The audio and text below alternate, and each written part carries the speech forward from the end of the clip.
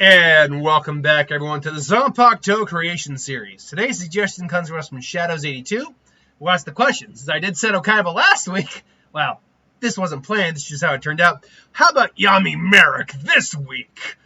So, Yami Marik is interesting because, technically speaking, he's a completely separate entity to normal Marik. In fact, I'd even go so far to say that in terms of Bleach, he would most likely act as like an inner hollow. But if we were to look at him as an individual, as a Shinigami, what would his Zanpakuto be? And I can already tell you right now, it's a Kido type first and foremost. Its sealed form, standard katana as always. Its release would be Torment.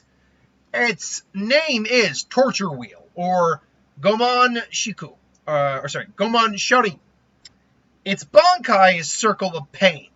Sakura Obun Itame. Now, its spirit would look probably a demon similar to Marik, except Marik's hair is more like the demon's actual crown, spikes, whatever you want to call it. In terms of the form the Zanpakuto takes, though, it is not the Millennium Rod, because the Millennium Rod actually wasn't even supposed to belong to Marik. The Millennium Rod was supposed to belong to Kaiba, because it belonged to Kaiba in the past. That's why I had a connection with him. Yes, Marik can definitely use the Millennium Rod, but I don't see the connection for his Shikai being the Millennium Rod, or something that looks like it. Instead, what you would get is still something that mirrors the Millennium items in concept, but I see a large, maybe 5 foot across diameter wheel that circles the user. And it can rotate and move around. It'll be as wide as you are tall. Maybe a little taller, so if you're jumping, it can twist around you. And it would look similar to in the vein, it would be kind of like gold, but like a dirty gold. It'd have spikes coming off it, maybe even a couple of the Millennium Eyes. And what it does, and I think the Millennium Eye is actually very key here. A couple of spots, 4 to even number 5, 8, whatever you want to say, spots of Millennium Eyes. And what it does, ultimately, is it can change size. Marik can even wear it like a bandolier. And just, cause himself to bleed. And it works on the concept of pain.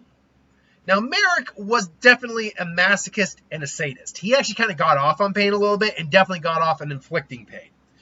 So something, particularly Yami Marik, so something along those lines, something that deals with pain, I think is a very good concept for Marik's Zanpakuto. And what happens is, the more pain Marik is feeling, the more the Zanpakuto's power emerges and reveals. Initially, it mostly just has melee effects. You could even toss the ring, and then it just wraps itself around you or hovers around you. It's got a bit of a telekinetic ability to it, where he can kind of throw it, but then cause it to come back. But more importantly, the moment he starts to feel pain, the more the Zanpakuto starts to kind of charge up. More pain he's feeling, the more he's dishing out energy. Eventually, you can dish out Ryatsu blasts, coat the ring in Ryatsu, and throw it like a flaming buzzsaw, being able to absorb incoming attacks as well. There's many things that the ring theoretically can do. It's just the starting point of causing pain is the initial activation of the Bankai. I think to use the Bankai, he would most likely cut himself, maybe even run through his hand, and just squeeze his hand to cause himself more pain, and that activates the Zanpakuto. His Bankai basically is a giant ring that surrounds the entire opponent, user, about 100 feet long, 100 feet across, whatever you want to call it. And he can surround a bunch of people. And now it's mutual. Now it's not just the the user that needs to feel pain for the Zanpakuto to work. It's the opponent.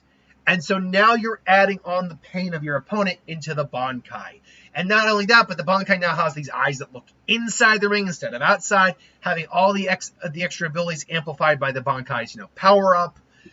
You are also now, I think he would also regain his sword as well and continue to fight.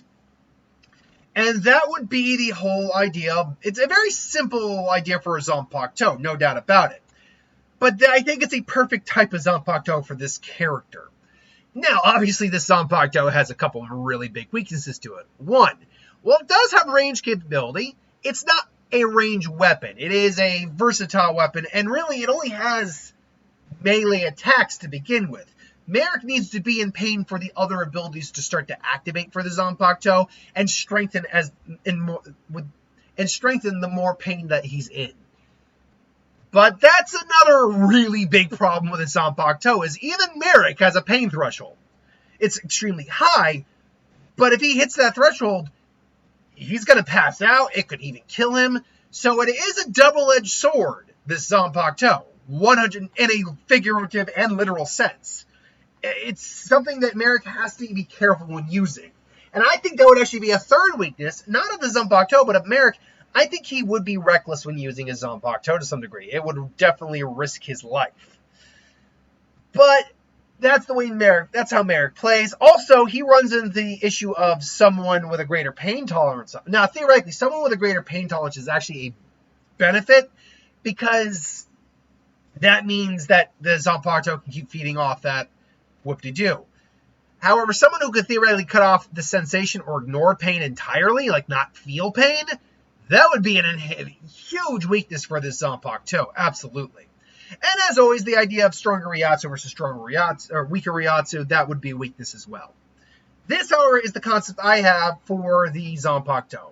Let me know what you think, though. Do you like this idea? Would you do something different? Put it in the comments below. But until then, thanks for watching. Hope you enjoyed, and I'll see you next time.